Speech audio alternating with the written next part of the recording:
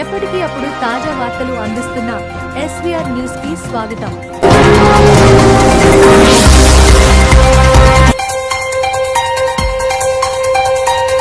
అఖిల భారత ప్రజాతంత్ర మహిళా సంఘం 14వ జాతీయ మహాసభలను జయప్రదం చేయండి. జిల్లా కోశాధికారి కె నర్సమ్మ. హైదరాబాదులో జనవరి 25 నుండి 28వ తేదీ వరకు జరిగే అఖిల భారత ప్రజాతంత్ర మహిళా సంఘం 14వ జాతీయ మహాసభలను జయప్రదం చేయాలని సిఐటియు జిల్లా కోశాధికారి కె నర్సమ్మ పిలుపునిచ్చారు. సోమవారం మెదక్ కేవలం కిషన్ భవన్లో జరిగిన మహిళా సంఘం జిల్లా జనరల్ బాడీ సమావేశంలో ఆమె మాట్లాడుతూ దేశ నలుమూలల నుండి ఈ మహాసభకు హాజరవుతున్నారన్నారు. ఆల్ ఇండియా పాట్రన్ బృందాకారతో పాటు అధ్యక్ష కార్యదర్శులు శ్రీమతి టీచర్ మరియం, దావల కోశాధికారి ఎస్ పుణ్యవతి తదితర నాయకులు హాజరవుతున్నారు.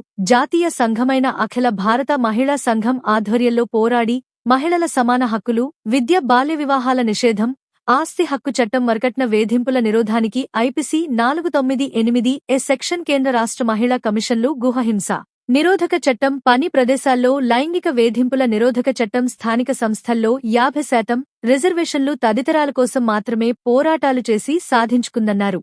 మహిళలపై రోజురోజుకు పెరుగుతున్న హింస, అభద్రత, నిరుద్యోగం, తగ్గుతున్న స్త్రీ పురుష నిష్పత్తి, విద్య, వైద్యం ప్రజలందరికీ అందుబాటులో లేకపోవడం, పెరుగుతున్న నిత్యావసరాల ధరలు, వాటినే పరిష్కరించుకునే విషయంలో మహిళలు సుడిగండంలోకి నెట్టబడుతున్నారన్నారు. మహిళలను మళ్లీ 4 గోడలకు పరిమితం చేస్తూ కేంద్ర ప్రభుత్వం తిరోగమన విధానాలు ముందుకు తెస్తుందన్నారు. కేంద్రంలో ఎన్డీఏ ప్రభుత్వం అధికారంలోకి వచ్చాక ఈ 10 ఏళ్ల కాలంలో మహిళలు, మైనారిటీలు, దళితులు, అట్టడుగు వర్గాలకు భద్రత కరువైందన్నారు. మహిళలపై పెరుగుతున్న వేధింపులు, అత్యాచారాలు, హింస సమాజాన్ని సవాల్ చేస్తున్నాయన్నారు. మహిళలకు స్వేచ్ఛ, సమానత్వం, ఉపాధి, అధిక ధరలో ఆడపిల్లల ద్రోణ హత్యలు, పెరుగుతున్న హింస అంచవేతకు వ్యతిరేకంగా అఖిల భారత మహిళా సంఘం పోరాడుతుందన్నారు. గత 3 సంవత్సరాలుగా నిర్వహించిన కార్యక్రమాలను చర్చించుకుని రాబోయే కాలంలో నిర్వహించాల్సిన కర్తవ్యాల ప్రణాళికలను ఈ మహాసభలో రూపొందించుకోవడం జరుగుతుందన్నారు. జిల్లా కన్వీనింగ్ కమిటీ ఏర్పాటు.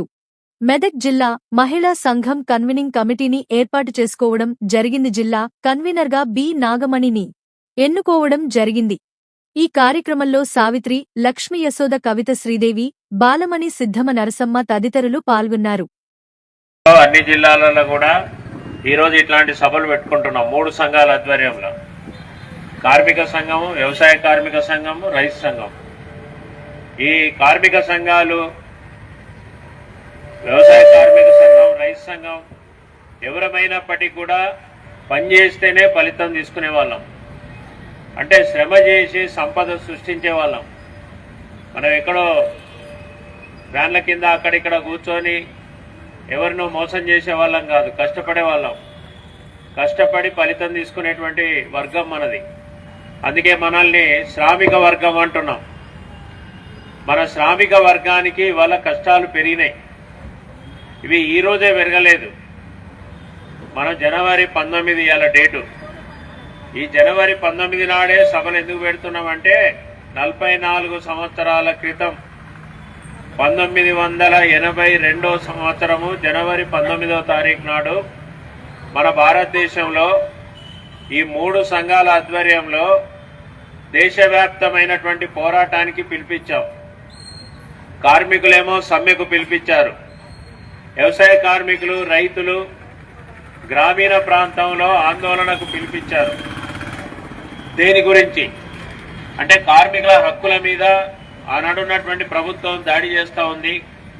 చట్టబద్ధంగా మనకు రావాల్సిన వేతనాలు రావట్లేదు, కార్మికుల యొక్క సమస్యలు పరిష్కారం కావట్లేదు, పైగా ప్రైవేటీకరణ విధానాలు అమలవుతున్నాయి. దీన్ని ఉపసంహరించుకోవాలని ఆనాడు కార్మిక సంఘం డిమాండ్ చేసింది. సిఐటితో పాటు అన్ని సంఘాలు కలిసినాయి. అట్లాగే వ్యవసాయ కార్మికుల సమస్యల మీద వ్యవసాయ కార్మిక సంఘం, గిట్టుబాటు ధర మీద రైతు సంఘం పిలిపించి దేశవ్యాప్త ఆందోళన చేస్తే ఆనాడు ఉన్నటువంటి ప్రభుత్వం కాల్పులు జరిపింది పోరాటాల మీద. తమిళనాడు రాష్ట్రంలో 3 వ్యవసాయ కార్మికులు చనిపోయారు పోరాటాల్లో. ఉత్తరప్రదేశ్లో 2 చనిపోయారు. మొత్తంగా 5 మంది కార్మికులు 1982 జనవరి 19వ తారీఖు నాడు మొట్టమొదటి దేశవ్యాప్త సమ్మె జరిగిన సందర్భంగా ప్రాణాలు అర్పించారు. అందుకని వాళ్ళు అమరవీరులు. పోరాటంలో ప్రాణాలు వదిలినటువంటి వాళ్ళు, వాళ్ళ వర్గం కోసం, హక్కుల కోసం కార్మిక వర్గము, వ్యవసాయ కార్మికులు, రైతులు కలిసి చేసిన మొట్టమొదటి పోరాటంలో 5 మంది ప్రాణాలు పోయినటువంటి ఆ సందర్భాన్ని మరి ఈ 3 సంఘాలు తర్వాత కాలంలో ప్రతి సంవత్సరము జనవరి 19వ తారీఖు నాడు కార్మిక కర్షక ఐక్యతా దినంగా జరిపి ఈ పోరాటాలలో చనిపోయిన వాళ్లకు మనం నివాళులు అర్పించాలి. వాళ్ళకు శ్రద్ధాంజలి ఘటించి మీ పోరాటము, మీ ప్రాణాలు ఏవైతే బలిదానం చేశారో అవి వృధా పోవు. ఇగో మేము మీకు వారసులంగా మీరు వదిలిపెట్టినటువంటి ఈ సమస్యల పరిష్కారం కోసం ఈ 3 సంఘాలు కూడా కొట్లాడుతున్నాయి, పోరాటం చేస్తున్నామని చెప్పి ఇవాళ తెలియజెప్పడం కోసం మన 3 సంఘాల ఆధ్వర్యంలో ఇవాళ కార్మిక కర్షక ఐక్యతా దినం అనేటువంటిది పాటిస్తా ఉన్నాం. ఇది మనందరం కూడా అర్థం చేసుకోవాలి.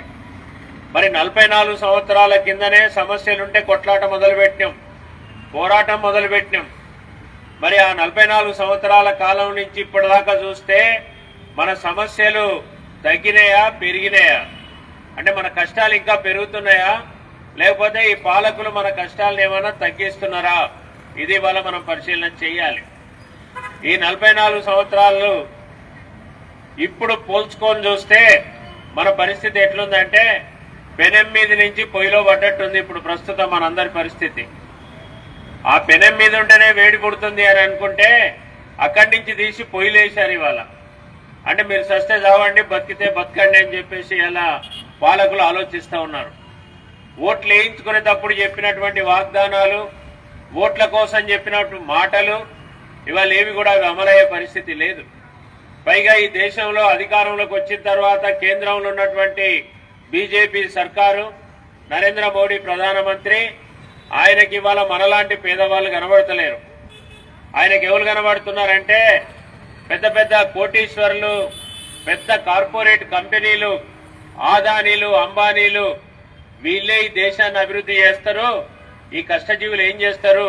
పిలిస్తే వచ్చి జీతం తీసుకొని పోయేటోళ్ళు అనుకుంటున్నాడు ప్రధానమంత్రి.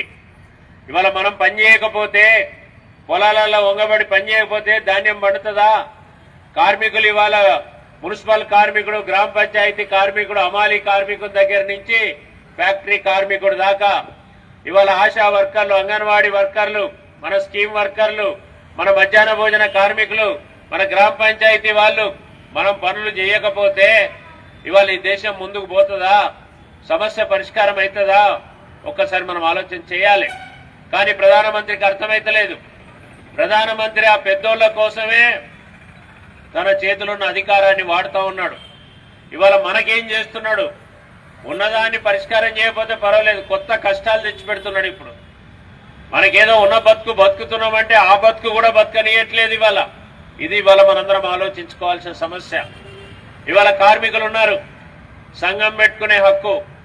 మనం ఒక యూనియన్ పెట్టుకోవాలి కదా, యూనియన్ పెట్టుకుంటేనే కార్మికులకు రక్షణ ఉంటుంది. ఇవాళ యూనియన్ పెట్టుకోవడం కష్టమయ్యేటట్టు చేస్తున్నాడు. ఎప్పుడో 1926లో బ్రిటిష్ వాడు ఉన్నప్పుడు కొట్లాడి తెచ్చుకున్నాం సంఘం పెట్టుకునే హక్కు, దాన్ని తీసేసారు. ఇప్పుడు సంఘం పెట్టాలంటే 100 మంది పోయి లేబర్ కమిషనర్ ఆఫీసులో సంతకాలు పెట్టాలంట. పెట్టనిస్తారా ఎవరన్నా? సంఘాలు వస్తాయా?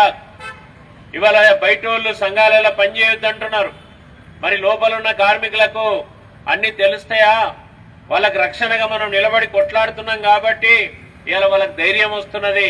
వాళ్ళ యజమానులకు వ్యతిరేకంగా కొట్లాడుతున్నారు.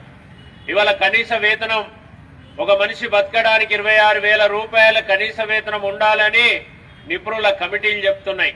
కానీ కొత్తగా వచ్చినటువంటి లేబర్ కోడ్ ఈ కనీస వేతనం గురించి మాట్లాడతలేదు. మన కనీస వేతన చట్టాన్ని రద్దు చేశారు. కొత్తగా labour codes, wage on codes, వేతనాల కోడ్ అని ఒకటి తీసుకొచ్చారు. అందులో ఈ కనీస వేతనం ఎట్లా నిర్ణయించాలో, ఎవరు ఇవ్వాలో ఏమీ రాసిలేదు. ఈ కనీస వేతనం అనేదట జాతీయ స్థాయిలో కేంద్ర ప్రభుత్వం నిర్ణయించినటువంటి జీతం కంటే తక్కువ ఉండొద్దని మాత్రం రాసిర్రు. మరి కేంద్ర ప్రభుత్వం నిర్ణయించిన జీతం ఎంతట? ఇప్పుడు అమల్లో ఉన్నది రోజుకు 178 రూపాయలు. ఒక్క రోజుకు 178 రూపాయలు. దీన్ని national floor level minimum wage అంటే జాతీయ కనీస వేతనం, తక్కువలో ఇవ్వాల్సినటువంటి వేతనం అది. అంటే 5,000 చిల్లర 6,000 కూడా రావు మన చేతికి. మరి 26,000 రూపాయలు వస్తే మనిషి బతకగలుగుతాడు ఓ కుటుంబము అనేమో లెక్కలు చెప్తున్నారు పెద్ద మనుషులు. ఈ ప్రభుత్వం ఏం చెప్తున్నదంటే 5,000 6,000 రూపాయలు ఇస్తే సరిపోతుంది, అంతకంటే తక్కువ ఉండొద్దంట. ఇప్పుడు రేవంత్ రెడ్డి ఏమంటాడు మన ముఖ్యమంత్రి, మా రాష్ట్రంలో 11,000 ఇస్తున్నాం చాలు. ఇప్పుడు ఆశాలకు 9,000 వస్తున్నాయి, అంగన్వాడీలకు 12,000 వస్తున్నాయి. మేము బాగిచ్చినట్టే కదా. ఇలా మనమేం కొట్లాడుతున్నాం? నువ్వు 18,000 రూపాయలు కనీస వేతనం అన్నవయ్యా కాంగ్రెస్ నీ ఎన్నికల మేనిఫెస్టోలో. మా ఆశాలకు 18,000 ఎప్పుడు ఇస్తావు? మా అంగన్వాడీలకు 18,000 ఎప్పుడు ఇస్తావు? మా గ్రామ పంచాయతీకి 18,000 ఎప్పుడు వస్తాయి? మున్సిపాలిటీ వాళ్ళకు 18,000 ఎప్పుడు వస్తాయి? అసలు మా అమాలీ కార్మికుల గురించి అయితే నువ్వు పట్టించుకునే పరిస్థితే లేదు. ఎందుకంటే వాళ్ళకు యజమాని లేడు. రేపు వాళ్ళు ఒంట్లో శక్తినంత వరకు పనిచేస్తాడు. రేపు బరువులు మోయడం చేత కాకపోతే వీళ్ళ పరిస్థితి ఏంది? వీళ్ళకు ఒక వెల్ఫేర్ బోర్డు ఇవ్వాలి. ఇవేవి లేవు, ఇవేవిటి గురించి మాట్లాడతలేడు.